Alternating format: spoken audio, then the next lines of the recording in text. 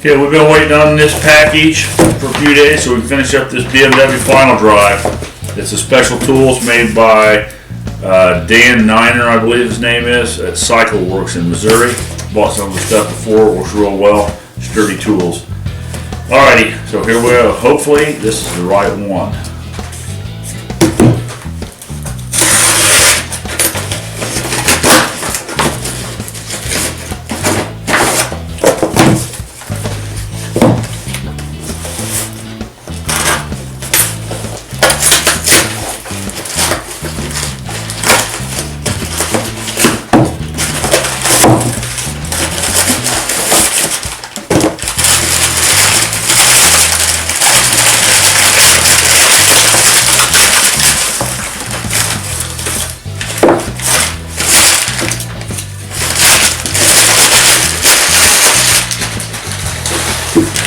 Okay, let's see what the story is here.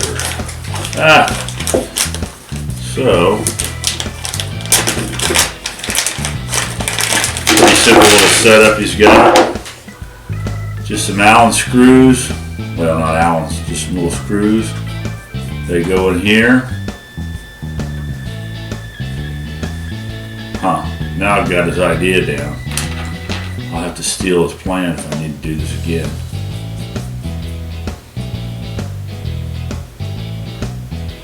He doesn't charge too much for these, and by the time I would have made something like this, I'd have been in just as much time, and he already had it figured out and engineered, so that worked out just fine.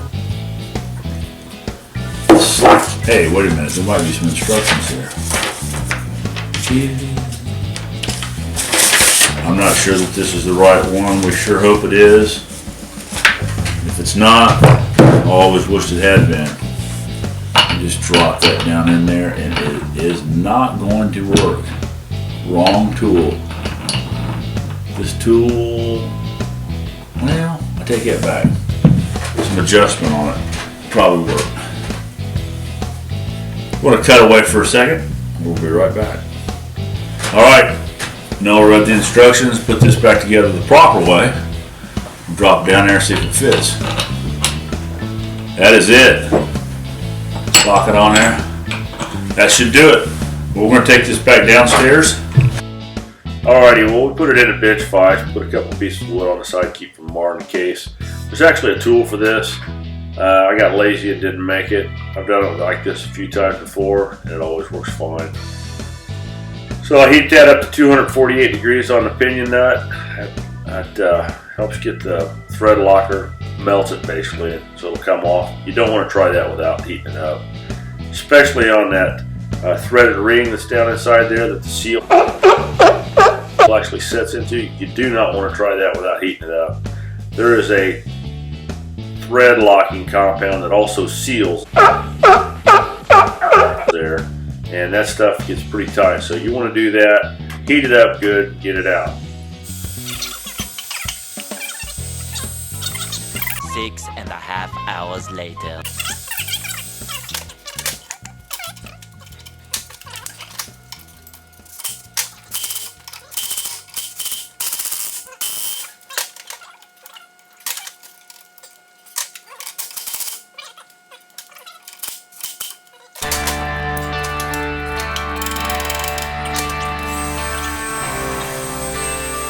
Okay, we're heating up the threaded ring here also to get it out. It goes 248 degrees also. Take the special tool, put it down in there, and get that out of there. I use a couple picks to get everything out. You don't want to grab a hold of that ring with a pair of pliers and then mess up those threads. That threaded ring is actually what the seal is setting in. And after I push the seal out, put a new one in. I got the Loctite 577. And put it on there. Now, in the manual, it never has been specific about how much you should put on this. Obviously, you don't want to have so much on there it's squeezing out and making a mess. So put it a little bit on the threads there. It'll seal up. Run it up, and then I wipe out any of the excess that's coming out of it and torque that down. And I believe the torque on that one is 87 foot-pounds. So torque that down, then you can put your pinion nut back on there. You're going to put some thread lock on that. Loctite 270 or 271, either one's fine. Put it on there, set it down in there, and it's pretty tight. It's 147.5 foot-pounds, I believe. So that takes a little pulling. And once you get that done, you're ready to put it back on the bike. The next step is going to be putting some anti-seize on the splines of the drive shaft yoke there, the universal joint. I'm kind of surprised that they don't call for the same moly grease that goes on the splines of the clutch there, but it's just an anti-seize. I like to use the copper paste. The silver stuff, I've had some trouble with it before. It comes off like it's set in concrete. Here where I'll line it up, get it lined up, slip it in there. You'll also notice once I put it in there, I put the pivot down on the bottom end first to help hold it, and then put the sides in there, the race for the bearings. You've got to be really careful when you put that in there. You don't want to start tightening that down and it's not lined up. So what I do is I'll start it, get both sides in, then I'll back and back out once everything's lined up one at a time, and put a little thread lock on it, just blue. You don't want anything really tight on there. And then you've got to torque it down to the specs on the outside. I believe it was 118 or something like that, 118, and then the inside, the Allen screw, it goes like 62 inch-pounds. You don't want to confuse that with foot-pounds, that could be bad. And then you got to use a special tool because you got the jam nut you got to put on there and tighten that down so it doesn't come loose. You'll see that on the other side.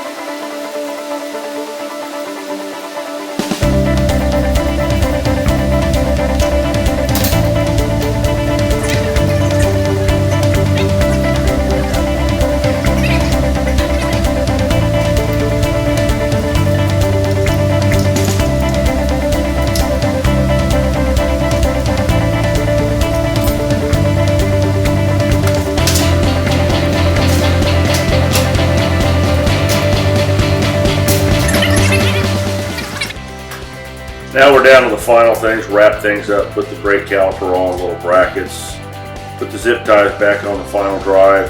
You know, we got to clean a few things up, put the tire back on.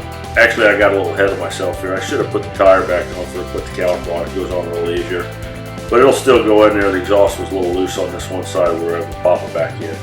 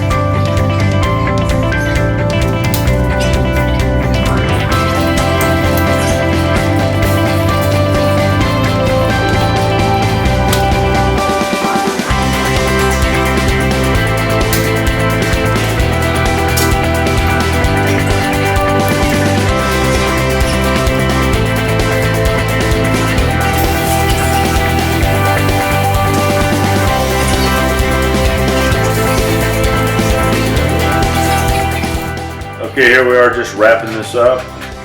If you like the video, hit like, subscribe to Propaganda Motorcycles, and we appreciate you watching. Thank you.